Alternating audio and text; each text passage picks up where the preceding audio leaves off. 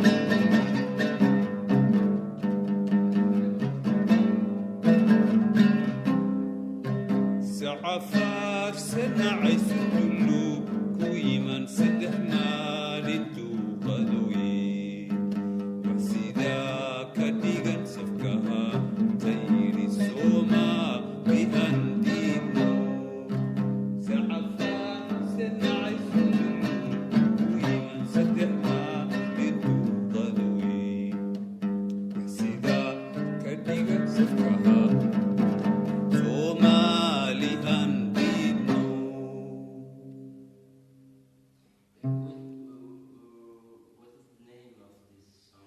it's called, nobody has given them a name, but it's well known as Sa'far Sanai.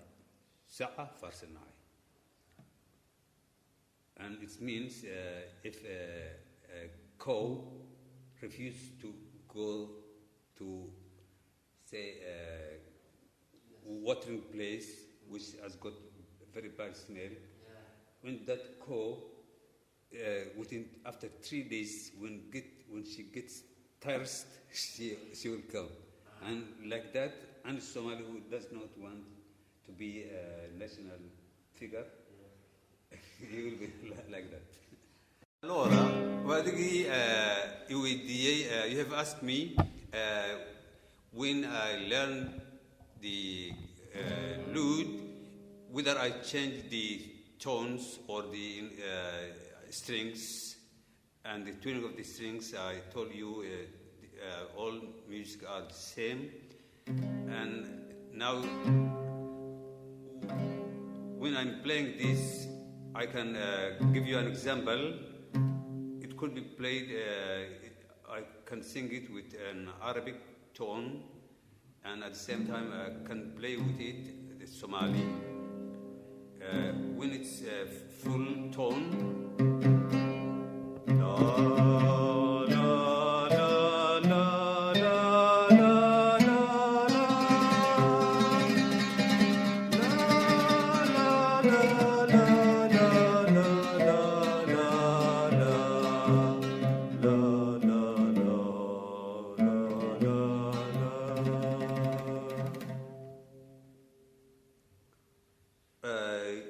this full scale,